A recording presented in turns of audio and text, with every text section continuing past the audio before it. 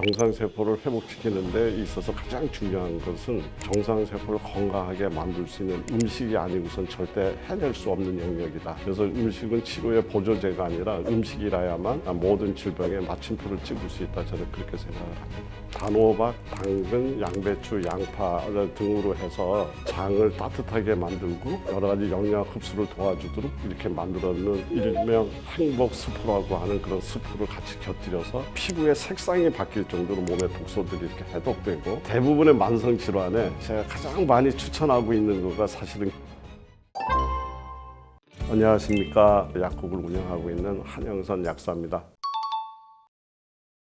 이제 제가 많은 환자들을 만나면서 가장 많이 듣는 질문 중에 하나가 음식 치유를 어떻게 하는 건가요? 이런 이제 질문을 많이 이제 듣게 되는데요. 음식 치유는 이렇게 정의할 수가 있습니다. 질병을 일으키는 습관에서 치유의 습관으로 전환하는 일이다. 정의를 내리고 싶고요. 대부분의 만성 질환은 그동안에 그 사람들이 먹어온 식습관의 결과물인 경우가 굉장히 많습니다. 그래서 그 잘못된 습관을 이제 바꾸는 일로부터 하는 일이고요. 또 다시 음식 치유는 어떻게 하는 겁니까? 이제 이렇게 이야기를 하면 정상세포를 정상세포답게 만드는 일이다. 다시 얘기해서 긍정을 키워서 부정을 사라지게 한다. 이렇게 정의할 수 있습니다. 그러니까 이 음식 치유는 뭐 특별하게 암에 좋은 어떤 물질을 찾아내서 그것에 음식에 담겨져 있는 걸로 암을 녹여내고 하겠다는 것이 아니라 우리 몸의 본연에 갖고 있는 능력을 정상화시켜서 그 몸에 있는 정상세포로 하여금 암도 이겨내고 여러 가지 질병을 이겨낼 수 있는 원래 상태로 회복하자, 이런 얘기죠. 그래서 몸 안에 생겨난 암덩어리는 수술이나 약으로 없앨 수는 있을지는 몰라도 정상세포를 수술이나 약으로 회복시킬 수는 없습니다. 그러니까 모든 문제에서 종결, 그러니까 이 마침표가 만들어지기 위해서는 정상세포가 반드시 회복이 돼야지 되는데, 정상세포를 회복시키는 데 있어서 가장 중요한 것은 정상세포를 건강하게 만들 수 있는 음식이 아니고선 절대 해낼 수 없는 영역이다. 그래서 음식은 치료의 보조제가 아니라 음식이라야만 모든 질병에 마침표를 찍을 수 있다. 저는 그렇게 생각을 합니다.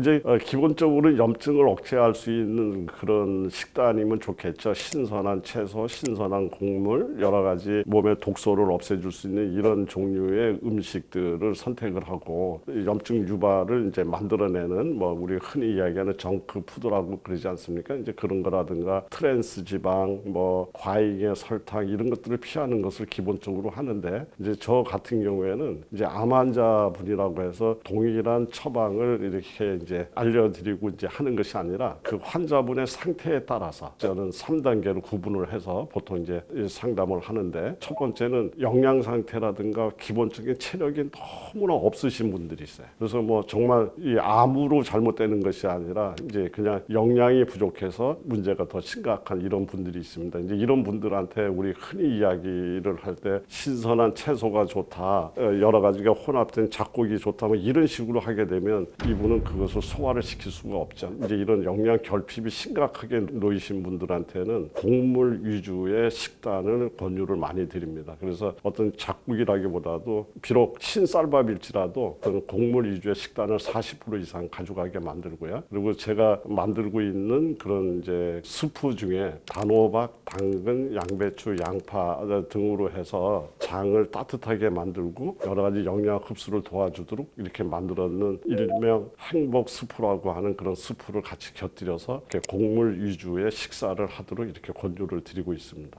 그리고 2단계에 있는 또 환자분들, 어떤 분들이냐면 영양 결핍은 어느 정도 괜찮은데 몸에 독소가 비교적 많이 있으신 분들, 이런 분들 같은 경우에는 독소 배출을 중심으로 해서 약간의 영양을 공급하는 이제 이런 개념에서 식단 운영을 이제 안내해 드리는데, 이런 분들은 곡물의 프로스를 약 35% 정도로 기준해서 이제 조금 내리고 신선한 과일과 채소를 가지고 즙을 만들어서 이것을 통해서 독소 배출 를 이제 좀 더 적극적으로 이루어지게 만들어주는 이런 식단을 이제 안내해드리고 있고요. 그리고 이제 3단계에는 비록 암이지만 체력적으로 전혀 문제 없으신 분들이 있어요. 그러면서 몸에 비교적 독소가 많이 이렇게 차 있는 이런 분들한테는 곡물 식사를 아주 극단적으로 줄이고요. 그 다음에 야채 위주라든가 생즙 위주의 이런 처방을 합니다. 그래서 특히 이런 어떤 녹즙의 개념도 좋지만 저 같은 경우는 보리새싹이나 밀싹이라든가 이런 것들을 혼합을 조합을 해서 이렇게 드시게 만들면서 몸에 독소 배출을 적극적으로 유도하기 위한 그런 식단을 추천하고 있습니다.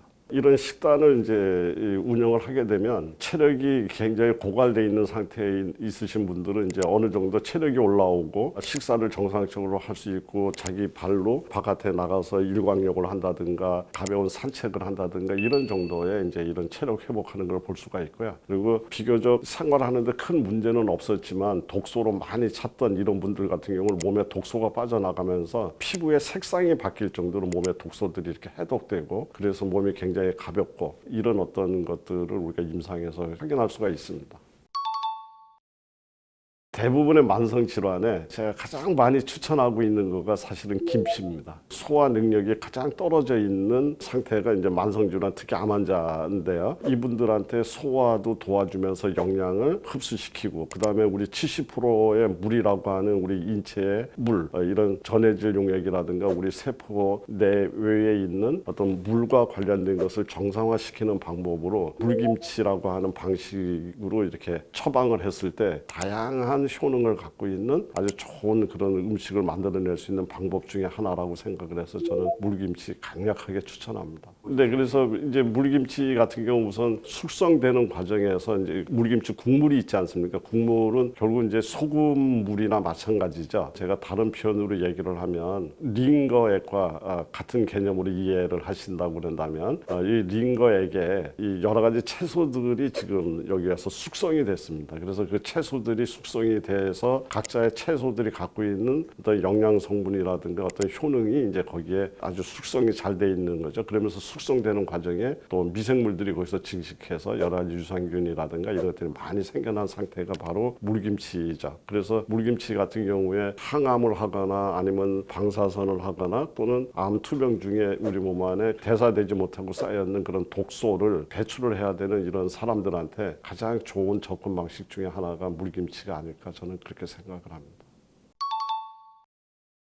암과 염증의 관계는 동일하다 이렇게 이야기를 해도 맞을 것 같아요. 그래서 제가 과거에 그 하버드대 교수의 성함은 생각이 안 나는데 그분이 이야기를 하기를 뭐라고 얘기를 했냐면 암과 염증은 동일한 기전에서 움직인다 이렇게 이야기를 했어요. 그러면 어떤 것이 염증 세포가 되고 어떤 것이 암 세포가 되느냐 그것은 운이다 이렇게 얘기할 정도로 너무나 기전이 똑같습니다. 그래서 실제가 우리 몸 안에서 일어나는 그 면역 세포의 이야기를 제가 이렇게 비유적인 설명을 하면은요, 우리가 군인복을 갈아입었을 때 그러면 전투하는 군인이에요. 그런데 이 면역 세포가 작업복으로 갈아입게 되면 우리 몸에 여러 가지 염증을 없애거나 몸을 깨끗하게 정화하는 이런 일을 하는데 이제 우리가 만성 염증이라는 것은 급성 염증은 우리 몸 안에서 정화를 하거나 어떤 문제점을 바로 해결하기 위한 순기능적 염증입니다. 이제 그거에 비해서 이제 만성 염증이 있다는 것은 계속적으로 염증의 요인이 생겨나는 거예요. 그 염증 요인이 생겨나는 원인은 두 가지가 있을 거라고요. 하나는 염증이 생길 수밖에 없는 식생활이라든가 여러 가지 몸 안에 인체 대사 문제가 있을 수도 있고요. 또 하나는 면역 세포가 힘이 약해서 우리 몸에 염증을 일으키려고 들어오는 이물질이라든가 세균이라든가 이걸 이기지 못해서 계속 맨날 전투만 하는 거예요. 맨날 싸움만 하니까 결과론적으로 이 우리 몸에 지저분한 건 쌓여가는데 그거를 청소할 수 있는 시간이 없는 거죠. 그렇게 돼서 이제 만성 염증이 되게 되면 면역 세포가 계속 이제 이물질과 싸움이 지속적으로 되죠. 지속적으로 될 때 그때 우리 면역 세포가 이물질을 향해서 싸울 때 싸우는 무기가 이제 활성산소인데 이 활성산소가 지속적으로 분사가 되면서 결국은 우리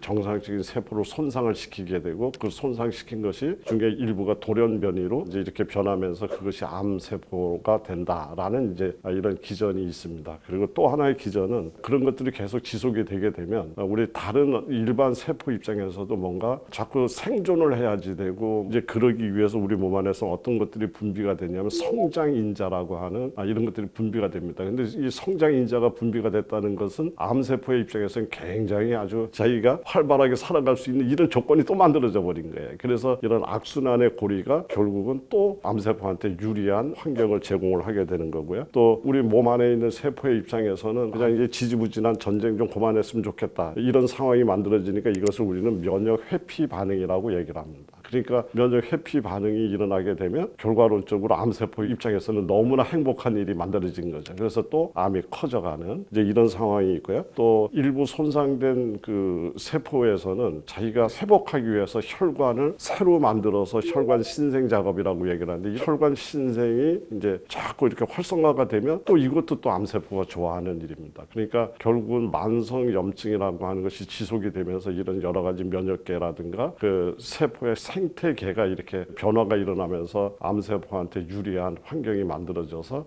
암으로 전환되는, 이렇게 이제 발생되는 걸로 이야기하고 있습니다. 최근에 나온 그런 연구 결과에서도 보면 염증으로 인한 산화 스트레스가 결과론적으로 우리 몸 안에 있는 염기 중에서 구안인이라고 하는 염기를 산화 구안인으로 변화시키면서 이제 암이 생겼다. 이제 이런 연구 결과도 이제 발표된 일이 있습니다.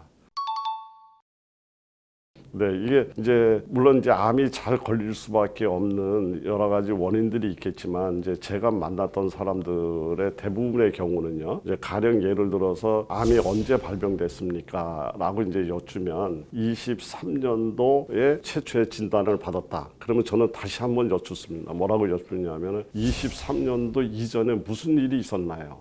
이제 이렇게 이제 질문하기도 하고요. 왜 본인은 암이 걸렸다고 생각을 하나요? 이제 이런 질문은 이제 제가 비교적 많이 하는 편인데, 그러면 한결같이 많은 사람들이 대답하는 내용이 어떤 거냐면, 그 암 발병하기 앞에 최소한 2년 그 동안 안에 엄청난 스트레스를 갖고 계셨던 분들이 제일 많았습니다. 사업적으로 문제가 됐다든가, 가정에 심각한 불화가 생겼다든가, 또 경제적인 어떤 큰 타격을 받았다든가, 이런 어떤 굉장히 해결할 수 없는 그런 아주 안타까운 일을 근간으로 해서 생겨난 스트레스를 갖고 있었던 분들이 제일 많았고요. 또 그 이후에 이 식생활이 아주 심각하게 무너졌던 사람들이 있습니다. 그러니까 일반적으로 무너진 경우가 아니라 심각하게 무너졌는데, 안타깝게도 어떤 경우가 있느냐면요, 박사 과정을 받고 있는 정말 열심히 공부하고 열심히 사는 사람인데 공부하느라고 여러 가지 식생활에 관심이 없죠. 그러니까 틈나는 대로 라면 먹고 빵 먹고 그리고 식사 거르고 뭐 이랬는데, 어느 날 컨디션이 나빠서 병원에 갔더니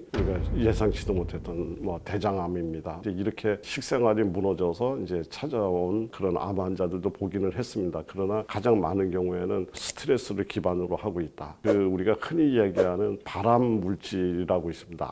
암의 씨앗이라고 얘기하는 담배, 술, 뭐 트랜스 지방, 여러 가지 정크푸드, 이런 것들이 우리가 흔히 이야기하는 발암 인자를 많이 갖고 있는 음식이라고 얘기를 하는데, 비록 그런 발암 인자를 많이 갖고 있는 음식을 내가 먹어서 암에 노출이 됐다 했을지라도, 이것을 촉진하는 인자가 들어오지 않으면 이것이 촉진이 잘 되지 않는다. 그러면 그 촉진 인자 중에 가장 강력한 촉진 인자는 첫 번째 저는 스트레스라고 꼽고요. 두 번째 촉진 인자로는 육가공식품들, 그다음에 설탕, 뭐 이제 이런 것들이 곁들여졌을 때 굉장히 암이 활성화가 되는 이런 경향을 저는 임상에서 많이 확인하고 있습니다.